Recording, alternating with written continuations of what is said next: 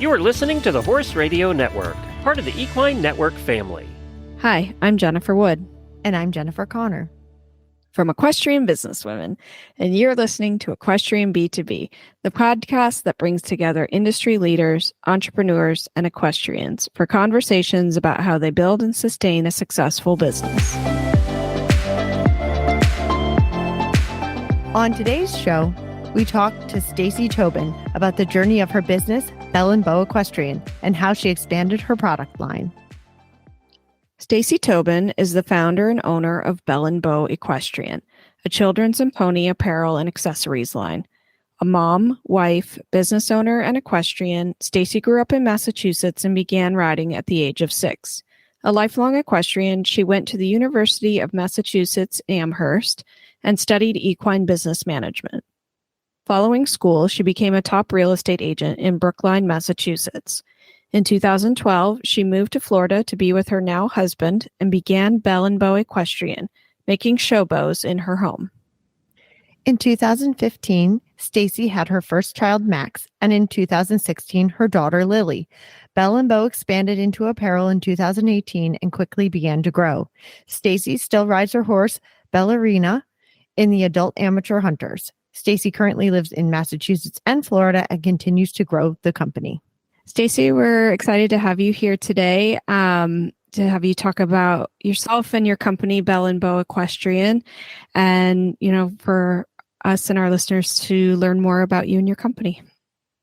Thank you so much for having me. I am very excited to be on the podcast. Awesome. So, can you talk a little bit about your path to becoming an entrepreneur, and did you plan to be one? So I think I kind of always knew I would be an entrepreneur because I think when you are an entrepreneur, you kind of are born with an entrepreneurial spirit. I think it's just a part of who you are. Some people just have it and some don't. Sometimes I think it comes from maybe someone else in your family growing up with entrepreneurs. I think definitely helps that. And my father built his own company. So I think that probably steered me a little bit towards entrepreneurship. Mm-hmm. So I think I kind of always knew that. But it, things just happened for a reason, and this kind of fell into place. That's cool. That's really cool. Can you talk us through the evolution of your company? I know you started by making bows, and did you do that yourself? Do you still do that yourself? That's a great question. So it started back in around 2012. I didn't have any kids of my own at the time. I wasn't married, but I had a cousin who was just starting like lead line, so like her very first horse show, and I grew up riding, so my cousins knew that I was the only one in the family that rode, and they didn't know anything about horses or riding, or never mind showing. And their daughter was going to show in lead line at the very prestigious Hampton Classic Horse Show, and I was like, well, you have to look the part for that one.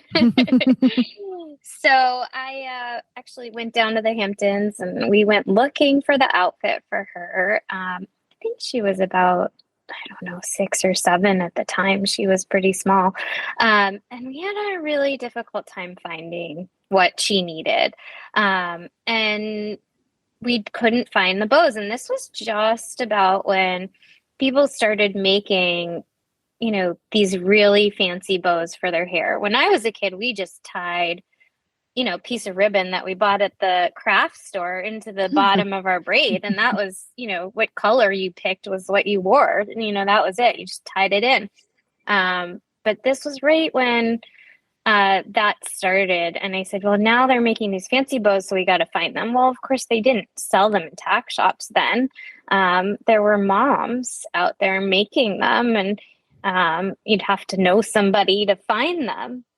And it was, days before the show, and she needed them and I could not find them. So I went to the craft store bought some pretty ribbon and figured it out. And I made about, I don't know, 10 or so hideous looking bows. And I kept going until finally I came up with something that I was like, oh, these look nice. And I figured it out. And then, I realized I could do it. And other people said, hey, can you make a set for me? Can you make a set for me? And that's kind of how the evolution of it started, was just kind of word of mouth that, oh, Stacie knows how to make those. Mhm. And then I was like, well, maybe I could make a little business out of this. So, I'd make, a dozen or so pairs of bows, and I'd go to the local horse show. I was living down in Florida near Fort Lauderdale at the time. And I took a little basket to the horse show, and I sold my dozen pair of bows, and I was like, oh, okay. that's kind of how it started right there. Did you have another job at the time that you were doing while you started? So I had been a real estate agent right out of school for about 8 years. And my husband and I had known each other for a long time, but we had just gotten together right around the time of Belle Bow. And he was living in Florida and I was living in Massachusetts. And he said, well, do you want me to move to Massachusetts or do you want to move here? And I ran to Florida. So, real estate's one of those things that you can't take your customers with you when you move that far away. Right. Yeah. So I did end up getting my real estate license down in Florida as well. But, it was basically, I was going to have to start from scratch because I had no customers, not a lot of knowledge of the market down there. And this bow thing just sort of started to happen right around that same time. So it kind of started with doing the bows, and I was just kind of dipping my toe in the real estate market down there, but not really doing much because it takes about, I would say, a good year before you actually have customers in real estate. So it wasn't super busy with it. I did get the license and all that, but it wasn't really, I wasn't doing all that much other than making the bows. And it started to get so busy, to be honest, that I didn't have time to do much more because they take a long time to make. I imagine they're time consuming in the process of constructing them, and it seems like a lot in my mind. It definitely is, especially when you first start out. You get faster as you go. It's sort of like, I kind of compare it to people who braid their own horses. If you braid your horse once a year yourself, it might take you an hour to braid your horse. But if you're a professional braider, you can get a mane done in like 15 or 20 minutes. You can just zip through it because you're just used to doing it. And I kind of think that making the bows is a little bit like that. So, if I was making bows every day, I'd probably be pretty fast at it right now. I don't make them myself anymore. But at one point I was pretty fast at it. What was your output like? How many could you make in a day? Or were you making? I don't even remember. It feels like a million years ago. Yeah. But I mean, maybe 20 pairs a day if I sat down and just did it. But I didn't do it all day long. It's hard to sit there, and do it all day long. Right. It's very repetitive. Like, you wouldn't want to be breeding horses all day long. Right. Exactly. Kind of similar where you're doing small hand movements. Mm-hmm. Yeah. And I'm sure like your thumbs and stuff get stiff after a while. Yeah. And you get, stabbing yourself with a needle or hot glue on your hands, I actually did hair jewelry for a while. And I enjoyed it, but that hair was everywhere. The glue was all over my fingers all the time. And I could do 3 or 4. I mean, like braiding wasn't the problem, but all the other things that you have to do to like glue it together and wait and washing the hair. And it was so time consuming. I was like, it's really not, it wasn't worth it. Like I didn't keep doing it. Like I have friends occasionally will ask me to do one for them if it's something special. But for the most part, I shut down my page and my website. I was like, I can't do this anymore. My fingers were just time consuming. And then my shoulders, like bending over to like do that action, just it takes so long. Yeah, it's like a tedious thing to be a crafter. Yes. Yeah. Yeah. So at what point did you decide to move on from doing it yourself?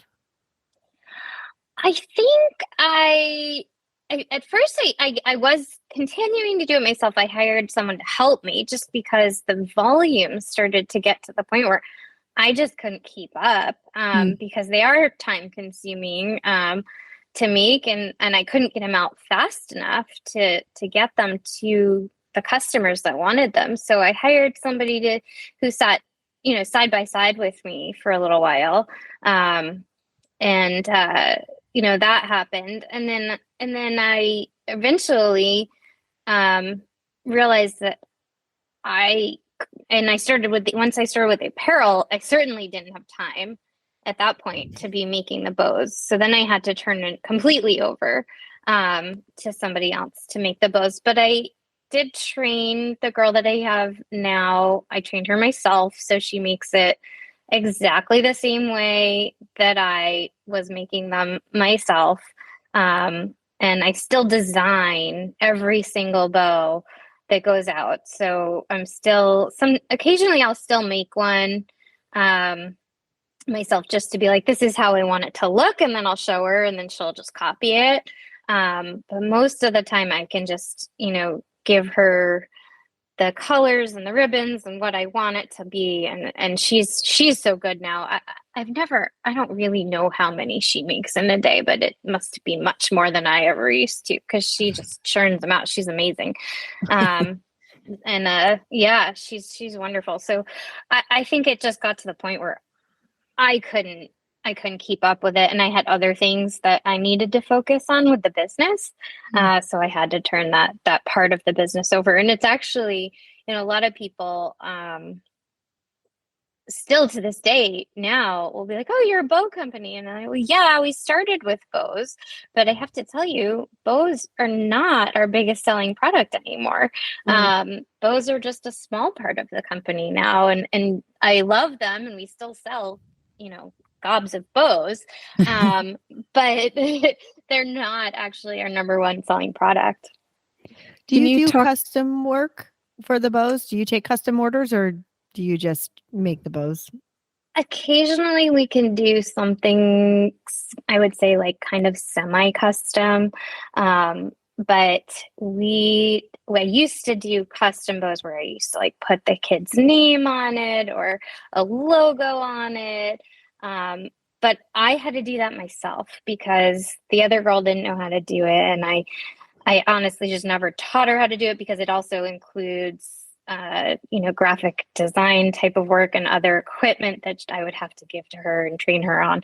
And it just got to be to the point where I just don't have time to make those custom bows myself anymore. So we stopped doing it because I just don't have the time to do it. People still ask me, and occasionally we can do something where I would say it's like a semi-custom. So they're like, okay, we just want these colors, and we can usually accommodate that.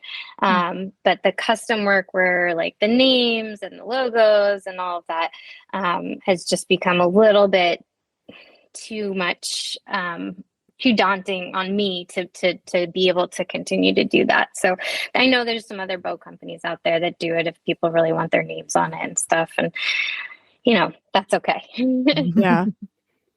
And you've kind of touched on being more than just a bow company. Can you talk about the expansion of your company and the products that you offer, and kind of when you made the decision to do that? Yeah. So after my kids were born, I wanted to take my own daughter and do lead line. And again, similar to how I discovered that it was hard to find bows. I took my daughter to the tack shop and man, I couldn't find her an outfit. She was about 11 months old. And I know Yeah. that's a little crazy. She really couldn't walk yet. But I was like, she's going to do lead line. And I literally couldn't find her an outfit for an 11-month-old child to do lead line. So Yeah. she wore a t-shirt and some like boots that I found that kind of looked like riding boots, but they weren't riding boots. And she had a helmet with a diaper stuffed into it so it wouldn't fall off her head. And, we did the best we could and it was adorable and she had a lot of fun. And I think it was definitely more for me than it was for her. Mhm. But at that point, I realized there was a big gap in the marketplace. And I said to myself, am I the only horse crazy mom out there that wants to put their 11-month-old in a horse show? And I started to think about it and I said, well, maybe I'm not. Let's test that theory. Because at that point, I had my bows in, I don't know, at least 50 tack shops at that point. Wow. So I said, let's see if any tack shops want to buy some little jod first. Is there other people out there that are interested in this? So that is how I started the first apparel line in 2018. It came out and we started with, so we started small with just, I think, t-shirts and jodhpurs in little tiny sizes. And I said, let's just see how this goes. And we did like a test at the Equine Affair in Massachusetts, and I brought those with me and they were selling like crazy. And I was like, oh my God, I think I might have found something here. And I bought a pair at that there Equine you go. Fair. I bought a pair for my friend. I don't even have kids, but my friend's kid was like just born. I was like, she has to have a pair. There you go. So, and that's kind of what happened. Like I had grandparents buying them, people buying them for their friends who had a baby because they were adorable and they were different than what other people had seen in the market before. And they were real jodhpurs, but they were cute and they were so tiny. And everyone was like, oh, these are adorable. I want to get these for my, my friend or my niece or whatever. And so it really showed me that there really was a need for it in the marketplace. And it's really started there and has continued to expand into, basically we now cover everything for kids that they might need for anything. I like to say we have a saying, like slogan, I guess you could call it. We've got you covered from first lessons to pony finals, from bows to toes. So that's our little slogan. And we really do. The only things that we don't have, I don't do safety equipment. So I don't do helmets. I don't do safety stirrups. I don't do the vests. So we do have on our website, I do have partnered up with a couple of other companies that do some of those products because I wanted people come to me because now I've sort of become the expert, I guess, in these little kids apparel. And they'll say, what safety vest do I get? What stirrups should I get to go with my saddle? We now have Belle Bow saddles. And what safety stirrups should we get? So I wanted to be able to offer people my suggestion of what I like and what I think is appropriate for these kids to be wearing. So I've partnered up with a couple of other people of products that I think are appropriate for these little kids, but without having to manufacture and make them myself, because that is one line that I don't want to cross. Yeah, I can imagine. That's a whole other ball of wax of trying to get the appropriate, the laws you have to follow and all of that. Certifications. Yeah. Yes. And I Testing. imagine that that's like those companies that do helmets and safety vests and safety stirrups, they're putting, a lot of time and energy and effort into that product. And Mhm. that's a whole nother company that I am not prepared to take on. Did you feel like you expanded slowly, or was it like, holy cow, we're going all in and this is what we're going to do now? I think it's definitely been gradual. So we went from the bows to a couple pieces of apparel to a full apparel line. So by the time we were in 2019, we had an entire apparel line, show clothes, schooling clothes. And then I think the following year we started to add some leather goods. So we had paddock boots and then we tried our bridles. And then we started to do saddles. Just this past year, we expanded and we got these little tiny, they're adorable, cute little lead line saddles. And I keep, just kind of adding pieces. So I think the way that I expand isn't necessarily to be like, I want to create more and more products. It's what is there a need for in the marketplace for kids and ponies. So it was, starting with just kids and then adding ponies into that mix because I wanted to be able to watch my daughter or any child go into the ring and be fully head to toe, bell and bow. They're covered. We've got them covered, and be able to offer that to our tack shops because most of our business is actually through our retail partners, which is, all the tack shops. Most of our business is that. And I wanted to be able to say to these shops, like, you don't need to go anywhere else to cover your kids' corner and your ponies. We can make you pretty much everything that you need for that age group, so that they're not having to go and find, a bridle, a martingale, little galloping boots, girths that are going to fit ponies, all of these little things that you would need to go into a walk trot class or short stirrup class. They've got a kid that comes in, they can really help them with all of that and help and get all of that product from me versus having to go through multiple suppliers for that section of their market. Yeah, I think that's really smart of only expanding when you see a need for it rather than just throwing a product out there and hoping that it catches on or that it's successful. So I think, the thought that goes into it is important in why you're making something, and you seem to have found a good lane for what you want to provide. Yeah, I think that's kind of true. If you look at any business, any successful business, they have a target market and they stick with that target market. So, if you're, a skiing company and you're focusing on, skiing, like you don't then go and make something, for swimming, right? Like you stick within your target market. And I think that is, makes you more successful because you're really focused in on what the needs of those specific people are. Yeah. And is your market just the US or North America, or do you go internationally as well? So I would say that the majority of our market is based here in the US. We do have some crossover into Canada.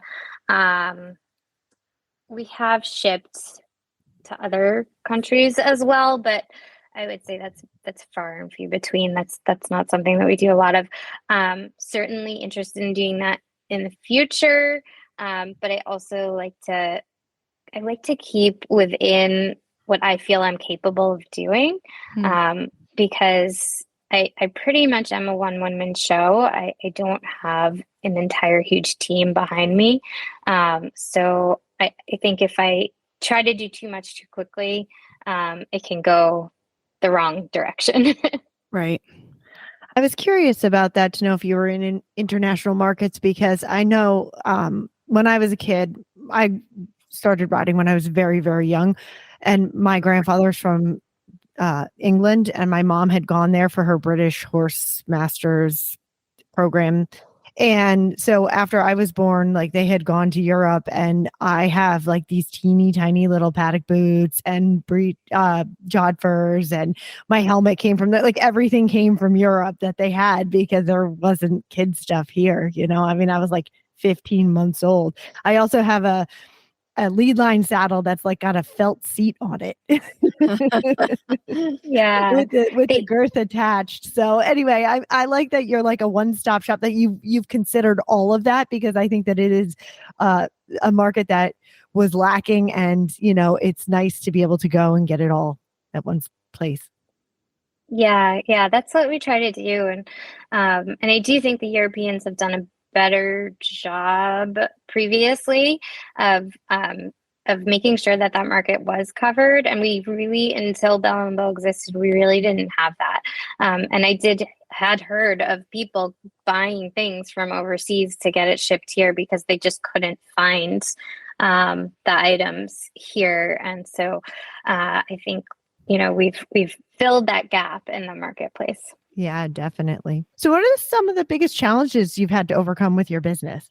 So one of the challenges was kind of like a growing pain, I would call it, was fulfillment. So it's at one point, I started really fulfilling just myself. I was packing and shipping out of my basement, and it was fine. But then we started to get multiple SKUs, and I was kind of running short on space, and packing and shipping was becoming an issue for me. So I moved everything to a third-party fulfillment center, thinking that would be great, and I could take some of the stress of storage and packing and the shipping off from my plate. And we did that for maybe about a year. I was in another facility, and it was a disaster. Oh, wow.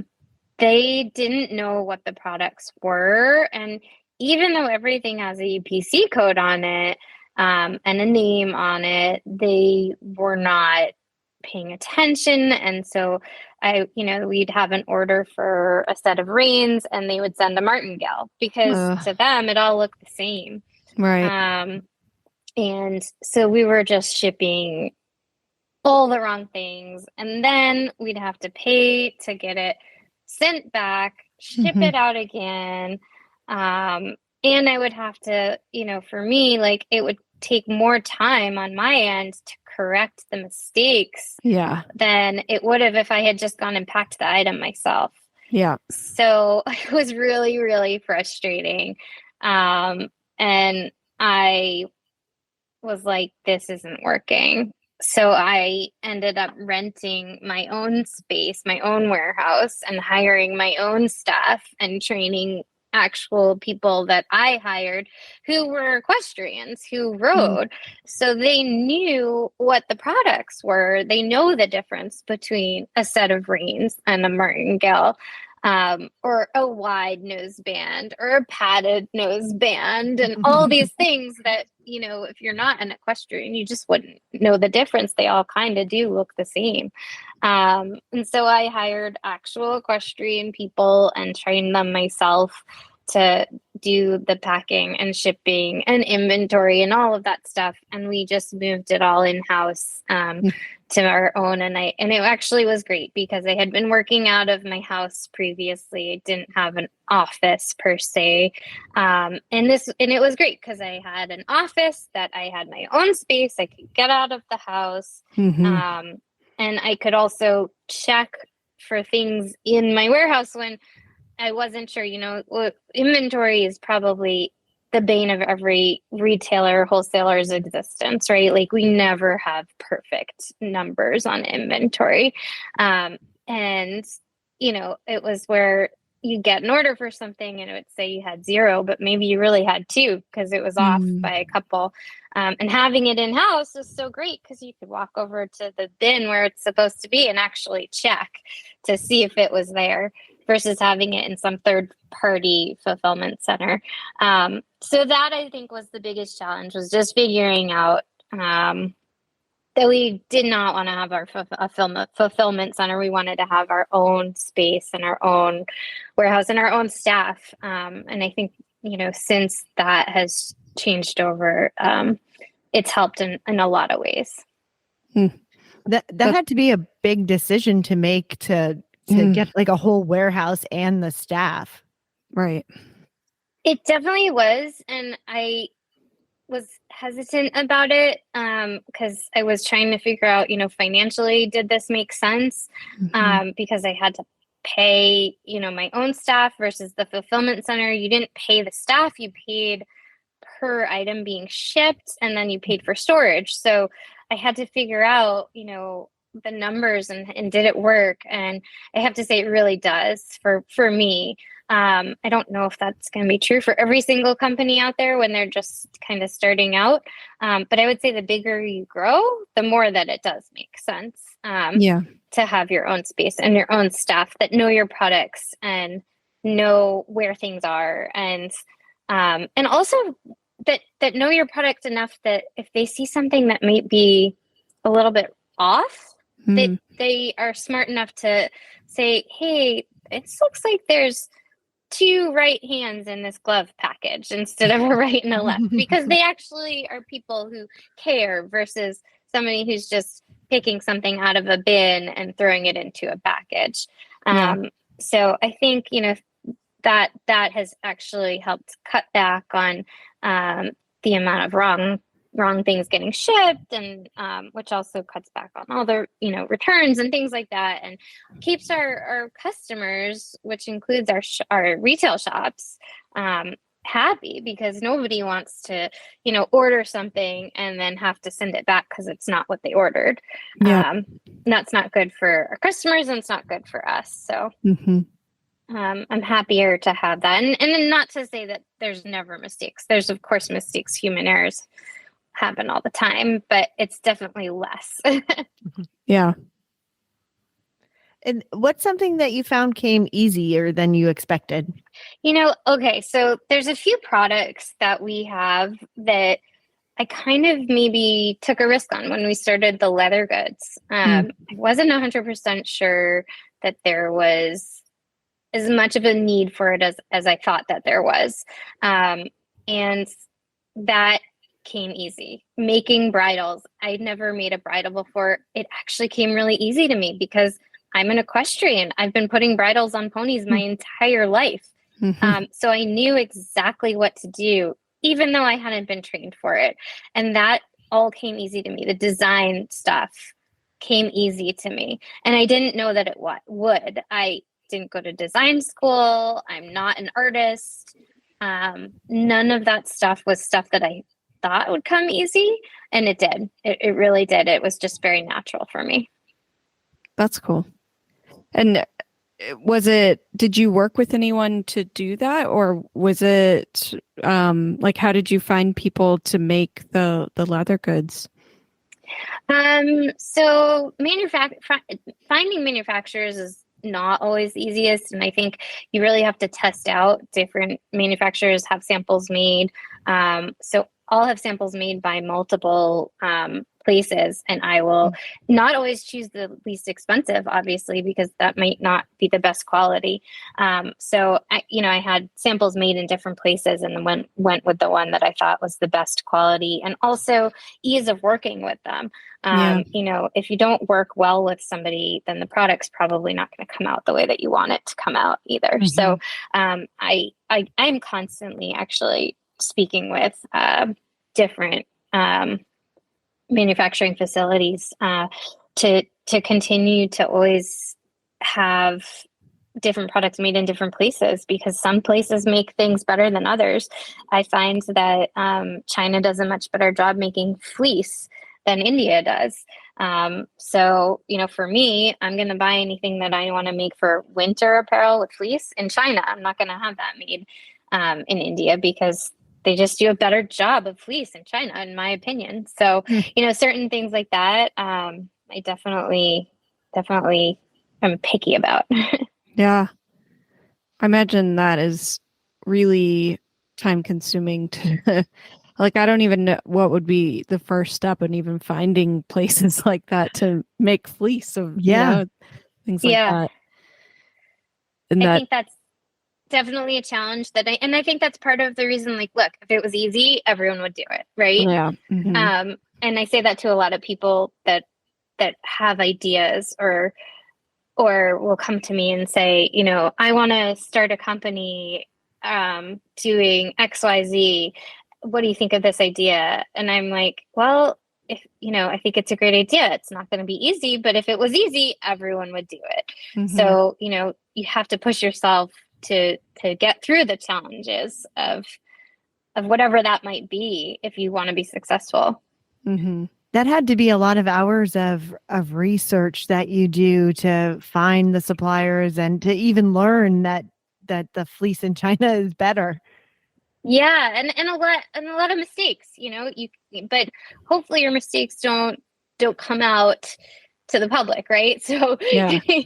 you can order a lot, spend a lot of money on samples of things that literally end up in the trash because Right. you get something and you look at it and you're like, I'm not putting my name on that. Mhm. And that's okay because that's the way that you have to kind of, work through anything. You never, I kind of can bring it back to when I started making the bows. I made a good, 10, 20 pairs of really ugly bows before I finally was able to make that one that was right. Yeah. And what does a typical day look like for you now that you've got this expanded line, you've got your own warehouse? You know, what are your daily routines? So definitely every day is different. Not every day is Mm. the same, but I think my typical day is get my kids on the bus, then I head into the office. I try to respond to my emails first in the order that that I've received them, so that they kind of actually will sometimes dictate my day because sometimes just getting through, depending on the day, sometimes just responding to those emails could be an entire day, just depending on what I've got in that queue of things to do.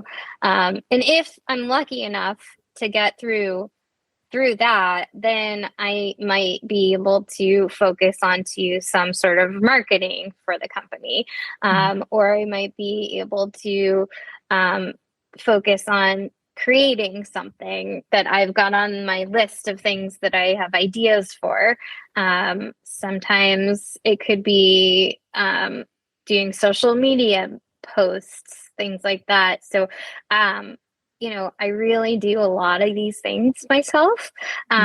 So really just I always have to-do lists. I'm a big to-do list person. So just finding those extra minutes if I can get through the things that are prioritized, then I'll get onto my to-do list and try to get, at least if I can get one thing off the list a day, I feel like I'm winning. Yeah. And then I always have to be home in time to get my kids off the bus. So I have a limited day. Yes. And do you handle all of your own customer service? So up until recently, I did. And I wouldn't say that I don't handle all my own customer service, but I have a little bit more help to do that now. I've recently started I have two part-time employees in the warehouse, and I've started to let them handle a little bit more of that. So most of them will come into the general email, and then they each have an email. And so the ones that I know that they can handle, I will pass on to them. If there's something that comes in and I know, okay, they can't handle this one, then I will still handle that. But I still see them all because they're all coming into me. Right. But I've started to pass off some of them to the girls that are helping me, because if I know that they're trained and they know how to handle it, then I'm trying very hard. I'm very one of those people that likes to do everything myself, and I need to stop doing everything myself. Yes. So I'm trying really hard to share in the duties. Yeah. Delegation is so hard, especially when you started the company yourself from scratch and you've done everything yourself. It's so hard to give it to other people and know that they're going to do as good a job as you would. And your name, your name is on it. And so, representing you basically. Mm-hmm. For sure. Everything is in my name, and people know that, people know that this is my company, and they know that, I started it, and I think they expect a certain level of customer service. Right. And I think that we do a pretty good job of that. Making sure that our customers are happy is really important to me. So yeah, I'm still very involved, even though I'm trying really hard not to be. Yeah. How many employees do you have total? So we have 3 part-time employees. So the only full-timer is me. Wow. Yeah. But I have 3 part-timers, and then I have some people who are like freelance that I'll hire for certain things, for certain jobs. So you do outsource quite a bit. Yeah. Yes. Yourself. So we'll outsource certain things, like my designer that does the patterns. I am not an artist, and I do not make the patterns. I have them in my head, and I'm really good at visualizing in my head what I want. But if you gave me a paintbrush and thing of paint, it would be a mess. It would not look at all what it looks like in my head. So I make, all my artist is amazing, and him and I have a really good connection. And at this point, I can really just say to him, a few sentences like, this is what I'm thinking in my head. This is what I want. This is the color scheme that I'm going for. And we've gotten really good at, he can pull these ideas out of my head and put it onto paper, and it comes out exactly what I thought it was going to come out like.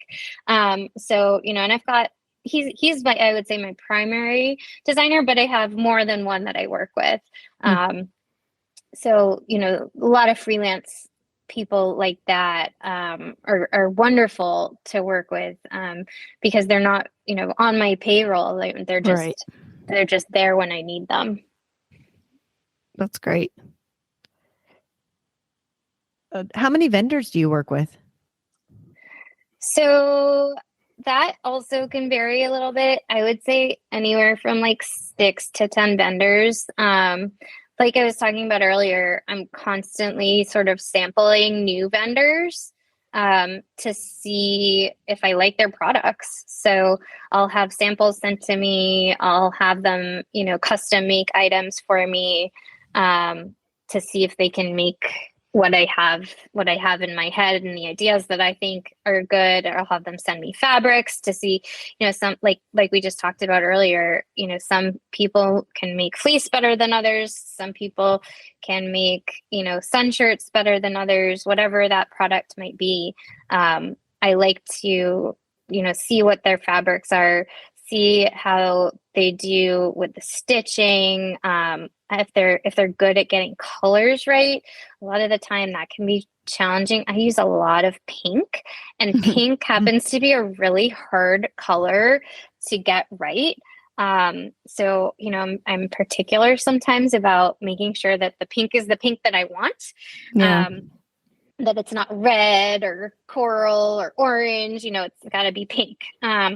So, different vendors are better at certain things. So definitely always making sure that we're working with the right people. But so I'd say anywhere from 6 to 10 vendors at a time, and different vendors make different pieces of our line. It's not all necessarily made by the same place, because like we talked about, they just are better at certain things than others, and I'll pick who's ever is going to make the product the best in the way that I want it to be. Right. And how do you keep track of all of the moving parts? That's a great question as well. So in the beginning, my husband like would yell at me because I had everything on paper and like lots of folders everywhere. And it was like such a mess. And like, I don't know how to use Excel. I'm terrible at spreadsheets. Oh, I hate Everything was spreadsheets. just on paper and it was such a mess. And he was like, you cannot continue to do this. This is not okay. And I was like, you're right. I can't do it. So I ended up finding a program, which I'm so upset right now, actually. So it's called QuickBooks Commerce. So it's like, it's almost like an app off from QuickBooks that helps manage orders, inventory, purchase orders, all the things. It manages everything. And they are turning it off. Like they decided it wasn't a good product and they are turning it off. So I am right now in the process of trying to find a new QuickBooks Commerce. Oh, no. Yeah. So it's like my biggest nightmare. It's like, when you have to get a new cell phone and you're like, oh my God, I just don't want to do it because you don't want to have to learn how to use new technology. So that's like what I'm going through right now with the company is that I have to switch over to a new system and I am dragging my feet and delaying the change as much as possible because I'm not awesome at technology and I like finally felt super comfortable with this system and now I have to change and I'm not happy about it.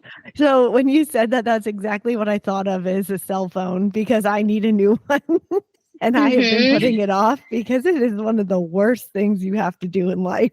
It's horrible. And that's exactly what I have to do. But for the entire, like everything Belle and Bow. Yeah. Oh my God. Yeah. When I was at Blue Chip Farms, we moved from one system to another for recording like all the breedings, keeping track of the stallions, and it took us months to change over because it was just so much information, the customer lists and the breeding dates and the vaccinations and everything had to get put in by hand into the new system. And it was, I feel your pain.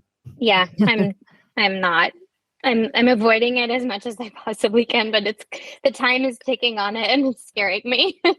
Yeah. And so, we've talked about kind of what your target market is and obviously it's, products for kids.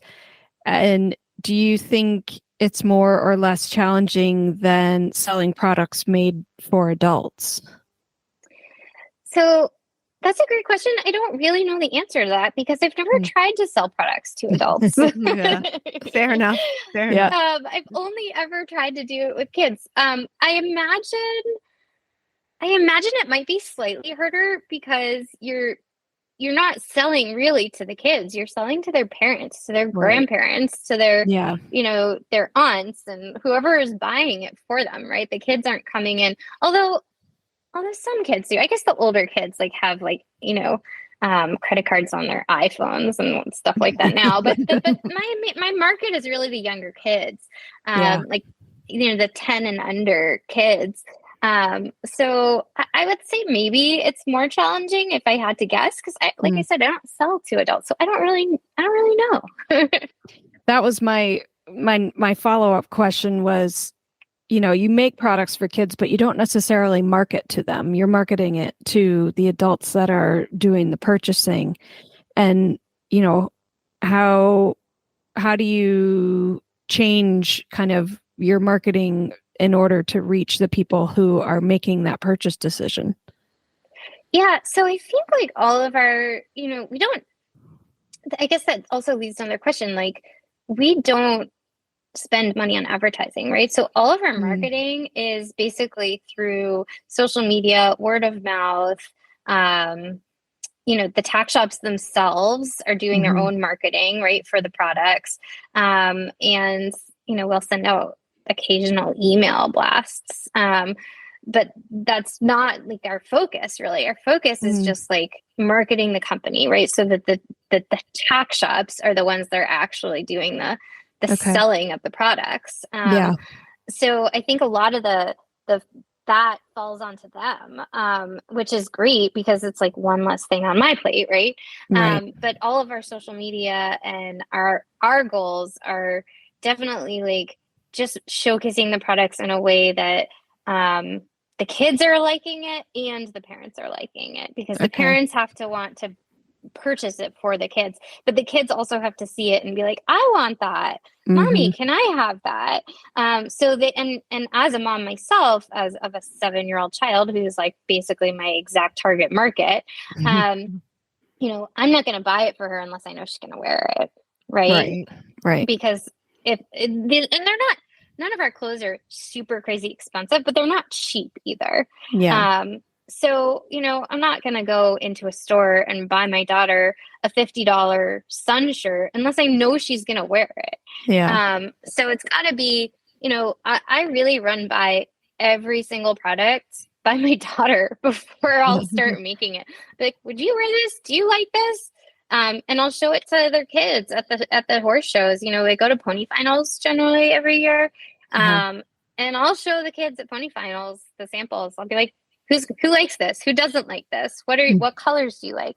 So important that the kids like it too. So yeah, the parents have to take out their pocketbooks, but if the kid's not going to wear it, it's not going to sell. Yeah. I love that you kind of have a place to go to test your items before you put them into production. For sure. And how do you handle competition? Is it something that you think about, or do you just kind of stay focused on what you do? So I would say towards the beginning, I used to get like so upset about when someone would copy something that I did.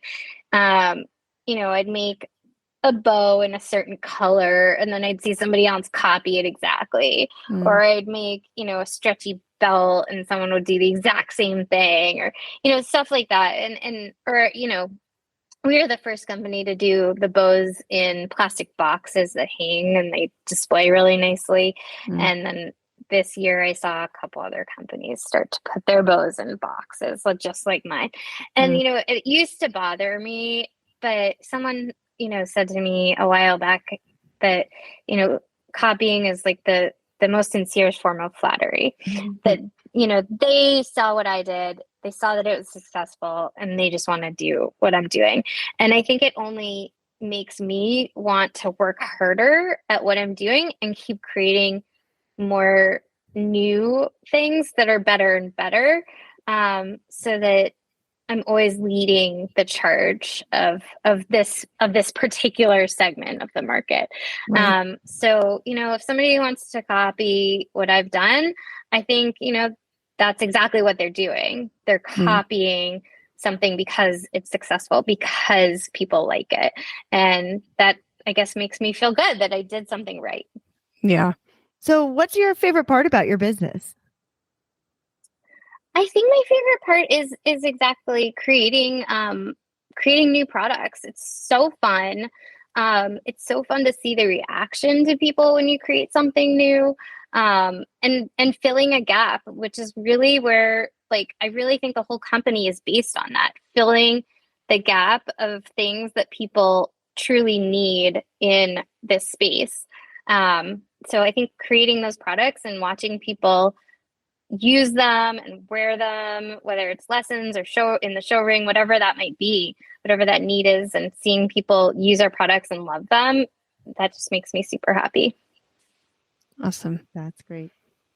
Oh, Stacie, it's been so fun talking with you and learning more about what you do and kind of sharing your journey with everyone. And we appreciate you coming on. I thank you so much for having me. It was super fun. So at the end of each episode, we ask the same 4 questions to each guest, and Connor starts with the first one. What is one action that women can take to make a big difference in their lives? Set big goals and don't be afraid to go for them. I like Love that. What is the best habit that keeps you motivated personally? Trying to best myself. So trying to do something better than I've done it before. What's your favorite horse movie? Secretariat, great movie. Yep. And who would you recommend to be a future guest on this podcast? So I thought about this one. Beth Cross, I think, from Ariat. She's the Yeah. founder of Ariat. I would love to hear more about her story and how she created the mega company that she did. I think she'd be really interesting to hear from. Definitely. We would love to have her on. Yeah. We will try and make that happen. Yes. That'd be a good one. Well, thanks again. And we wish you the best of luck in continuing your successful business. Thank you so much for having me. I really appreciate it. Thanks. I just so admire people like Stacie that can come up with an idea and then just go about making it themselves and doing it themselves out of their house. And, she keeps on finding new ways to grow and new products that are needed in the market. And I think it's cool to see people kind of start their own thing and build it from basically nothing. I mean, she was making just a few pairs to go and sell at the horse show, and now it's this big company with lots of different products. Yeah, it's really inspiring and amazing that she is able to grow it from bows that she was hand making and handcrafting, and just the time and effort it takes to do that, and then to spin that into a whole company. It's great. And I love that she, just kept doing it and kept growing it to where it is now. And she hasn't really stopped, and I love the fact that she didn't have kids and she saw a need for this, right? Like, yeah. I mean, I don't have kids and I would never think, oh, hey, we need, bows or even, pony show clothes. Right.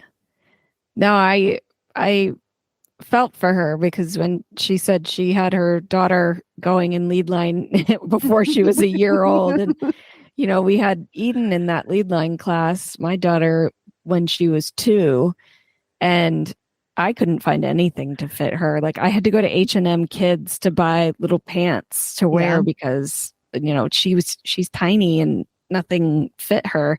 Luckily, I had friends who gave me a helmet and boots, and the jacket, and the jacket, yeah, from Maryland Saddlery. But even that was like big on her, and it was the tiniest one they had. So, yeah, I think it's encouraging, I think, to other people. And Stacie said she wanted to kind of share her story and maybe help inspire somebody who has an idea to just go for it and see what they can accomplish. Because a lot of times, if you're seeing something missing and you think you can fill that need in the marketplace, then other people are going to feel the same way. Yeah, absolutely. It's really funny too, because when they first came out, I was at that equine fair and I'm walking by and my friend had just had a kid and I was like, oh my God, they have breeches for like little kids. Like, I have to get it. I'm like texting her, what size is she going to be when she can ride? I'm like the crazy person who has no kids, but I'm like, some kid needs this. Yeah. So one time I bought a shad belly for my friend's kid who was doing lead line, because it was on sale at Smart Pack. Amazing. So yeah, but no, I think that it's great. And I loved some of the points that she was making, that, like, if it was easy, everybody would be doing it. Mm-hmm. Yeah. And I thought it was cool to hear, how she went from, okay, making bows, fine. Like, you can go to a craft store and buy ribbon and have a hot glue gun, and yeah, it's probably a pain in the butt to do all of that and make them yourselves. But the leap from that to like finding a manufacturer in China, for fleece is, a tenfold of stress and money and work and effort to put into it. So, it was really cool to hear how she's able to do that. Yeah. And she still does it herself. Like she still Yeah. only has 3 part-time people in a big warehouse and, doing everything themselves. And amazing, dropping her kids off for the bus to, then going to work and then getting home. And I think that it's good that she has some people that she sources stuff to, and that she doesn't have like a degree in fashion or something like that and just keeps going through. It's like, you can do anything you put your mind to, really. Mm-hmm. Yep. Yeah. And I think, it goes again to what a common theme is of finding the right people to do the things that you can't do. Like she clearly said, I'm not an artist. I can't get my ideas into a pattern or draw it. So she found a really good designer to work with who thinks like her and can take her ideas and make them real. And, I think that's so important. She recognized that. And like we've said before, and I think that's a huge point to people who are looking to do things like this themselves. But also too, that there are people out there that do it, that do those things. Like if you look long and hard enough, you will find the person to do it for you. The right person that you need, it always amazes me when I listen to people about businesses and I'm like, I didn't know somebody does that part of a business, and that's awesome. Like, I mean, I would think that you would have to be a designer in order to design kids show clothes, and you don't have to be, because you can find somebody who can help you do that. So I think that if you're willing to put in the time and the effort and the research, you can make it happen, because you can find the people that can help you. And I like hearing when things don't work out and what they learned from it. Like she said, the third-party fulfillment center did not work for her. We've talked to other people who were like, I love fulfillment centers. They do everything. It's perfect. And she was like, no, absolutely not. Not for my business and my products. And she was able to recognize it and change it and do something that works better for her business and helped it grow. So that I think is important to hear, not only the success, but the failures too. Yeah. And that gives people an idea that, they can go out there and try it. And it doesn't mean disaster. You can try it, and then you might just have to refocus and go a different direction. Yep. It doesn't mean the end of it. Right. So lots of things to take away. And I think it is reassuring and inspiring to hear all these different stories from people. Yeah, I love it so much. It's expanded me so much and in my thinking and what I've learned and walked away from a lot of these episodes with good knowledge and information. But I have some storms rolling in, so I think that we need to cut it short in this summertime weather. So you can find the links to today's guests and the show notes at www.eqbusinesswomen.com. Equestrian B2B is out twice a month on the 1st and the 15th. You can find out more at eqbusinesswomen.com and follow us on Facebook and Instagram. Find Equestrian B2B wherever you get your podcasts, and be sure to follow, subscribe, and leave a review so others can find us too.